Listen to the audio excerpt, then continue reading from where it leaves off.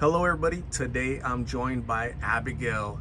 Abigail recently reached out to me. She made a comment on a video and she said, "Hey, I have an update on Blake."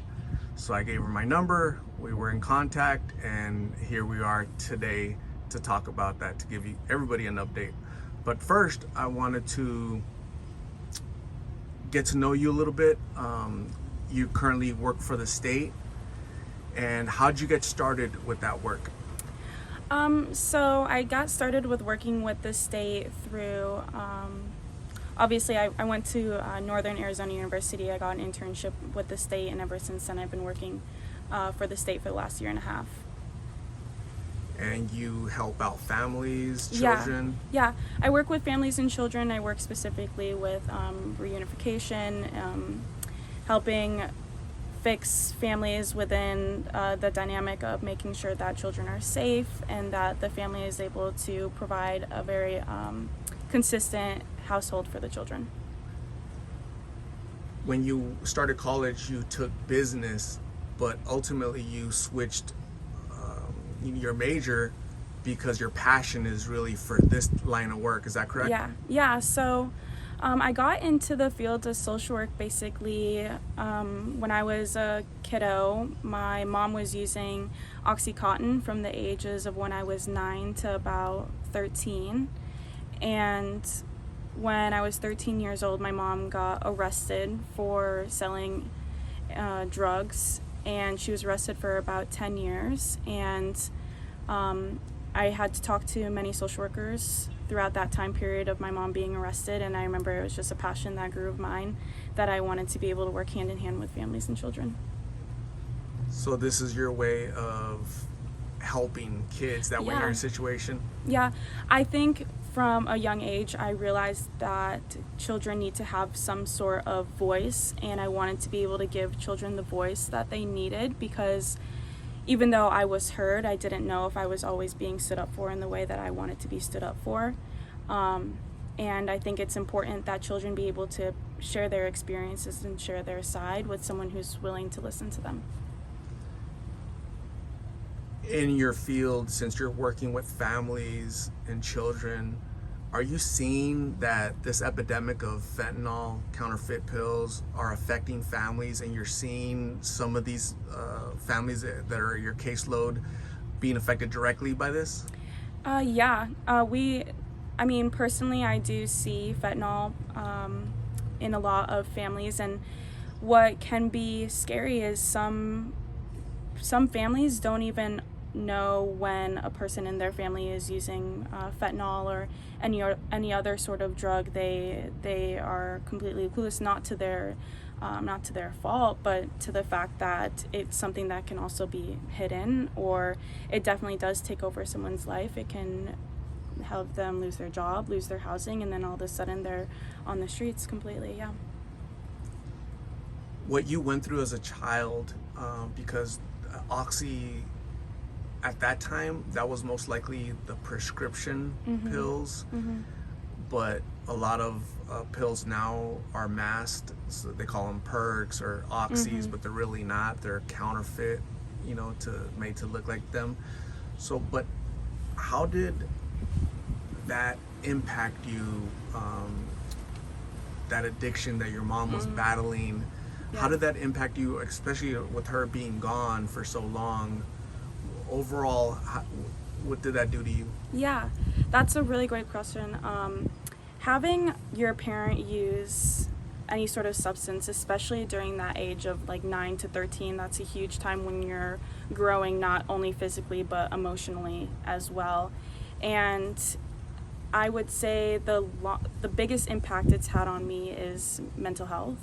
I think it stems from a lot of anxiety and the type of attachment that you have with your parent. There was a lot of, I would say, embarrassment, because it was almost like everybody knew, but no one was open to saying it. My family knew, my friends' parents knew, everybody knew, and it prolonged for such a long period of time. And as a child too, having to worry about your mom driving, you're worrying about your mom in public. I mean, you see the effects that a substance can have, the drowsiness, the not being able to stand, the not being able to maintain a conversation. That definitely played a huge role in my anxiety and how I felt around other people with my mom around. And I was very tense and uptight a lot. So I think all of that together has really made such an impact on, I'd say, my nervous system and the way I just understand things, react to things. So, and for my siblings too, I mean, we were all such different ages, so all of us have a very different understanding of what happened and what we learned from it too. I think when your parent has any sort of addiction, you take on such an adult role at such a young age. How are you doing now?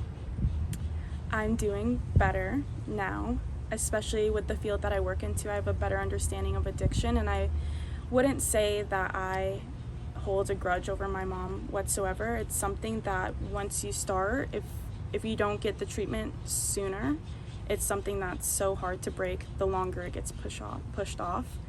I think personally it wasn't a choice at the end of the day for her. It was more like a lifestyle that I know that she wanted to break, but there's so many different factors into playing into her addiction, the loss of a friend, family members, family drama. I mean, there was a lot. Unable to maintain a job. My mom wasn't able to maintain a job. We were very poor, I would say.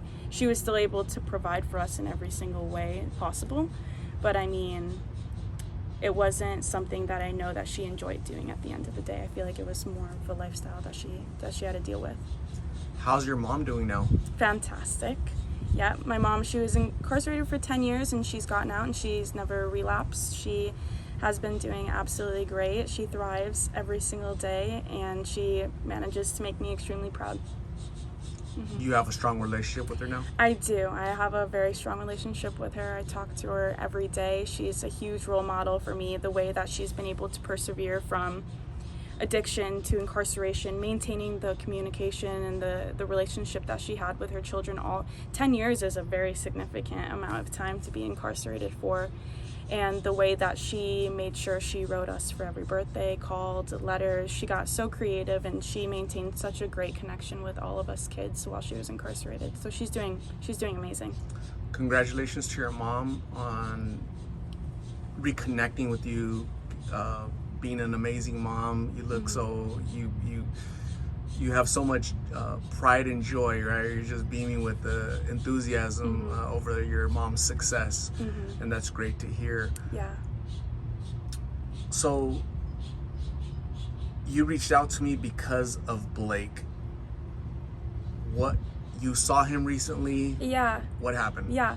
So I was working and I had to take a trip to a hospital, and as I was walking through the hospital to go into the room for the individual I was going to be speaking with, I had seen Blake laying on the bed in the hospital, and I remember stopping in my tracks because I had just recently finished the updates, watching the updates for him, and I waved to him and we made eye contact and he waved back. I saw that he was using a whiteboard to be able to talk to the nurses. I did see that, but I did go back to the hospital today. He was still there. He was sleeping. It seems like he was content with the situation that he was in. He was writing on a whiteboard to communicate with the nurses, and that's most likely due to some type of surgery that he had on his throat, because he was almost occluded, like it was almost like blocked basically, and it was hard for him to talk. So I think they must have done some type of surgery that affects his can't speak. Would that probably be it? Yeah, and especially in the unit that I was in, it was in for the surgery trauma area. Okay. So he must have underwent some sort of surgery. And knowing his background, watching all the updates, all the videos, what do you think is ultimately going to happen with Blake? What are your thoughts, since you work in that profession and maybe you've seen cases like that? If I had to take a guess, I would say, given the severity of his addiction, I could see them maybe transferring him to an inpatient facility or an out-of-patient facility for rehabilitation from the substances completely. But there's definitely hope for Blake. There is hope. There's hope, and I'm glad that the Lost in Phoenix community slash family was able to come together and assist him, help him, let him know that he matters, he's important, and I'm glad that he's there, because that's where he belongs. He doesn't belong in the streets. He needs medical care to help him with, I think he has a few issues going on, right? Underlying medical issues, addiction. Yeah, experiencing homelessness at such a young age too. You know, as I know that his mom wasn't in the state as well either. That all plays a role into everything that he was experiencing. Absolutely. Yeah. So, I'm gonna say thank you very much, Abigail. I really appreciate you updating us, reaching out to me. First off, I had never spoken to you, but you had the courage to reach out and give me an update on Blake, and I ended up hearing your story, your background. You've been affected by the opiate epidemic going on in America, and now you decided to step up and try to do something about it, help families, help children. So you're my hero today. Thank you. I think you're amazing. Your family should be proud of you. Your mom should be proud of you.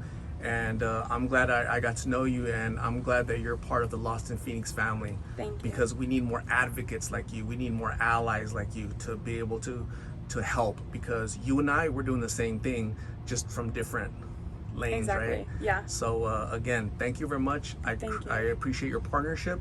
Let's stay in contact, and we'll talk soon, okay? Okay. Thank you.